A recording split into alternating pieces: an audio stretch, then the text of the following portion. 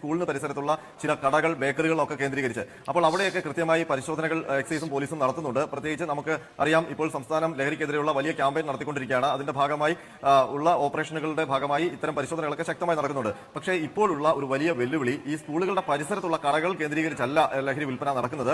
പകരം സ്കൂളുകൾക്കുള്ളിൽ വിദ്യാർത്ഥികൾ തന്നെ ഈ ലഹരി വിൽക്കുകയും അവർ അത് സ്കൂളുകൾക്കുള്ളിൽ ഉപയോഗിക്കുകയും ഇത് ഉപയോഗിച്ച് ക്ലാസ് റൂമിൽ വന്നിരിക്കുകയും ഒക്കെ ചെയ്യുന്നു എന്നുള്ള ഞെട്ടിപ്പിക്കുന്ന വസ്തുതകളാണ് ഇപ്പോൾ പുറത്തു വരുന്നത്. ഏറ്റവും ഒടുവിലത്തെ ഉദാഹരണം കോഴിക്കോട് ഇന്നലെ നമ്മൾ പുറത്തുവിട്ട, അതായത് 9ാം ക്ലാസ്സുകാരി ഡ്രഗ് കാരിയറായി എന്നുള്ള ഒരു ഞെട്ടിപ്പിക്കുന്ന വാർത്ത. അപ്പോൾ അതൊരു ഒറ്റപ്പെട്ട സംഭവമല്ല, നിരന്തരം നമ്മുടെ സ്കൂളുകളിൽ ഇത് നടക്കുന്നു എന്നുള്ളത് വസ്തുതയാണ്. നമ്മൾ ചില സ്കൂളുകളുമായും എക്സൈസ് ഉദ്യോഗസ്ഥരുമായും പോലീസുകാരുമായും ഒക്കെ ബന്ധപ്പെട്ടപ്പോൾ ആ കാര്യങ്ങളാണ് പുറത്തു വരുന്നത്. നമ്മൾ ഏതെങ്കിലും ഒരു സ്കൂളിലോ അല്ലെങ്കിൽ ഏതെങ്കിലും ഒരു വിദ്യാർത്ഥിയോ ഒന്നും കേന്ദ്രീകരിച്ച് അവരുടെ അഭിപ്രായങ്ങൾ എടുക്കാനൊന്നും ശ്രമിച്ചില്ല. കാരണം അവരൊക്കെ എക്സ്പോസ്ഡ് ആകും എന്നുള്ള ഭയം അവർക്കെല്ലാം ഉണ്ട്. പ്രത്യേകിച്ച് സ്കൂളുകളുടെ കാര്യം. ഇപ്പോൾ തിരുവനന്തപുരത്ത് തന്നെ ഒരു സ്കൂളിൽ കഴിഞ്ഞ ദിവസം ഒരു 8ാം ക്ലാസ് വിദ്യാർത്ഥിനിയുടെ ബാഗിൽ നിന്നാണ് കഞ്ചാവ് പൊതി, അതും ഒന്നല്ല, ഏതാണ്ട് 10 പൊതികൾ, 100 ഗ്രാം വരുന്ന 10 പൊതികളാണ് കണ്ടെത്തിയത്. അപ്പോൾ ആ കുട്ടി കാരിയറായിട്ട് ഉപയോഗിക്കുന്നു എന്ന് വേണം മനസ്സിലാക്കാൻ. കണ്ടോ, സർക്കാരിന് അത് കണ്ടുപിടിക്കാൻ കഴിയുന്നില്ല, നിയമപാലകർ കണ്ടുപിടിക്കാൻ കഴിയുന്നില്ല. ഒരു കാലഘട്ടത്തിൽ സ്കൂളിന്റെ ഫ്രണ്ടിലെ പെട്ടിക്കടകൾ വ്യാപകമാണ്, ബേക്കറികൾ, പരിസരങ്ങൾ. കുട്ടികളെ നിങ്ങൾ നോക്കൂ, കോഴിക്കോട് ഒരു ചെറിയ പെൺകുട്ടിയെ കാരിയറായി ഉപയോഗിച്ച് ആ കുട്ടിയുടെ ഒരു അയൽവാസിയായ ചെറുപ്പക്കാരന് ഒരു പൊതി കൊടുക്കും. എന്നിട്ട് പറയും, ഇത് പെട്ടിക്കട കൊടുത്താൽ നിനക്ക് പയമ്പരിയും ചായയും കിട്ടും. ഈ കുട്ടിക്ക് ഇതെന്താണെന്നറിയില്ല. പെൺകുട്ടികളുടെ ഒരു കോഴിക്കോട് ജില്ലയിലെ ഒരു സ്കൂളിൽ ക്ലാസിന്റെ ബാക്കിലെ ബെഞ്ചിൽ പെൺകുട്ടികൾ തളർന്നു കിടക്കുന്നു. അപ്പൊ കുപ്പിവെള്ളത്തിൽ ഗുളികയിട്ടിട്ട്, മയക്കുമരുന്നിന്റെ ഗുളികയിട്ട് കുലുക്കിയാൽ ഒരു പിടുത്തവും കിട്ടൂല. കാലിൽ ഷോക്സ് ധരിക്കുന്ന കാലിന്റെ നിര്യാണിയുടെ ഭാഗം ഒരു ബ്ലേഡ് കൊണ്ട് ചെറുങ്ങനെ വരച്ചിട്ട് അവിടെ സ്റ്റിക്കർ ഒട്ടിക്കുക, ലഹരിയുടെ സ്റ്റിക്കർ.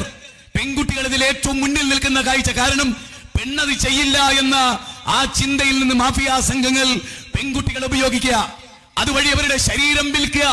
ബാംഗ്ലൂരിലൊക്കെ നടക്കുന്ന വ്യാപകമായ കാര്യം അതാണ്. അതുകൊണ്ട് തന്നെ പ്രിയപ്പെട്ടവരെ, എന്താണ് പരിഹാരം? ആരും കാണുന്നില്ല, ആരും അറിയുന്നില്ല, എല്ലാറ്റിനെയും മറച്ചു വെക്കുന്നു എന്നതാണല്ലോ പ്രശ്നം. എങ്കിലുള്ള പരിഹാരം, ചുറ്റും കറുത്ത തമോമയമായ മുറ്റുമിരവിതിൽ ഏകാകിയാണ് ഞാൻ, കൂട്ടിന് തോയനില്ലായികയാൽ എന്നിദ്ര പറന്നുപോയോ. എന്റെ ഭർത്താവ് പട്ടാളത്തിലാണ്, എന്റെ വീട്ടിൽ ആരുമില്ല.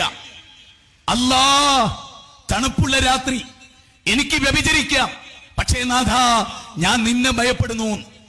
രാജകൊട്ടാരം, യൂസുഫ് നബിയെ സുലേഖ വ്യഭിചരിക്കാൻ വേണ്ടി വിളിക്കുകയാണ്. വീടിന്റെ ഉള്ളിൽ കയറി, റൂമിൽ കയറി വാതിൽ കുറ്റിയിട്ടു. യൂസുഫ് നബിക്ക് അവസരം മനസ്സിലായി. അദ്ദേഹം തിരിഞ്ഞോടി. സുലേഖ അദ്ദേഹത്തിന്റെ കുപ്പായം പിടിച്ചു. കാലമാതല്ലോ, ഞാൻ അല്ലാഹുവിനെ പേടിക്കുന്നു എന്ന് പറഞ്ഞു പോന്നു. വ്യഭിചരിക്കാൻ തുനിഞ്ഞ ചെറുപ്പക്കാരനോട് ഇത്തഖില്ല എന്ന് ചോദിച്ചു. ഇന്നമൽ മുഅ്മിനൂന അല്ലദീന ഇദാ ദുകിറല്ലാഹ് വജലത് ഖുലൂബുഹും വഇദാ തുലിയത് അലൈഹിം ആയാതുഹു സാദതുഹും ഈമാനാ വഅലാ റബ്ബിഹിം യതവക്കലൂൻ. ആര് കണ്ടാലും ആര് കേട്ടില്ലെങ്കിലും അറിഞ്ഞാലും പറഞ്ഞാലും അറിഞ്ഞില്ലെങ്കിലും എന്റെ റബ്ബെന്നെ കാണുന്നു. ഈ ബോധമില്ലാതെ ഒരാളെയും നന്നാക്കാൻ കഴിയില്ല. ഞങ്ങൾ കഞ്ചാവടിക്കാത്തത്, ഞങ്ങൾ മദ്യപിക്കാത്തത് അള്ളാഹുവിനെ പേടിച്ചിട്ടാണ്. അറബ് ജനത മദ്യപിച്ചിരുന്നു, അറബ് ജനത വ്യഭിചരിച്ചിരുന്നു. പക്ഷേ അള്ളാഹുവിൽ വേരൂന്നിയപ്പോ, അവർ റബ്ബിലേക്ക് മടങ്ങിയപ്പോ ഇന്നമൽ ഖംറു വൽ മൈസിർ എന്ന ആയത്തിറങ്ങി 5-ാം അധ്യായം 90-91. നിങ്ങളൊരു ചോദ്യം, നിങ്ങൾക്ക് വിരമിക്കാറായില്ലേ? മദ്യപാനം നിർത്താറായില്ലേ? അല്ല ചോദിച്ചു. അവർ ഫുൾ സ്റ്റോപ്പ് ചെയ്തു. അല്ല പറയുന്നത് വേണ്ട, അല്ലാനെ പറ്റി പഠിപ്പിക്ക്. പട്ടാളത്തെ പറ്റിയല്ല, പോലീസിനെ പറ്റിയല്ല, അല്ലാനെ പറ്റി പഠിപ്പിക്ക്. കള്ള് വിരോധിച്ചു എന്നായത്തിറങ്ങിയപ്പോ റസൂലുള്ള പറയാണ്, അവിടെ സയ്യിദ് റളിയല്ലാഹു, അമ്മാർ, യാസിർ, ത്വൽഹ എല്ലാവരും മദ്യം നിരോധിച്ചു എന്ന് ഉറക്കെ വിളിച്ചു പറഞ്ഞു. എല്ലാവരും ഇൻതഹൈനാ യാ റസൂലല്ലാഹ്, ഞങ്ങൾ ഉപേക്ഷിച്ചിരിക്കുന്നു. ഞങ്ങൾ മദ്യത്തിൽ, ഞങ്ങളുടെ ഷർട്ടിൽ മദ്യമുറ്റി, അത് ഞങ്ങൾ കട്ട് ചെയ്തിരിക്കുന്നു. വായിലേക്ക് കൈയിട്ട് മദ്യം ഞങ്ങൾ ഛർദ്ദിച്ചിരിക്കുന്നു. ഇനി ഞങ്ങൾക്ക് വേണ്ട, വേണ്ട, ഞങ്ങളുടെ റബ്ബ് പറഞ്ഞിരിക്കുന്നു വേണ്ടാന്ന്. ഖംറി എന്ന് പറഞ്ഞാൽ ബുദ്ധിയെ മരവിപ്പിക്കുന്നത്, ബുദ്ധിയെ മറച്ചു കളയുന്നത് എന്നാണ്. ആ ലഹരി ഞങ്ങൾക്ക് വേണ്ട. കുൽ മുസ്കിരിൻ ഹറാം, ഒരു ചെറിയ തോതിൽ അതുപോലെ ഹറാമാണ്, ഞങ്ങൾക്കിത് വേണ്ട.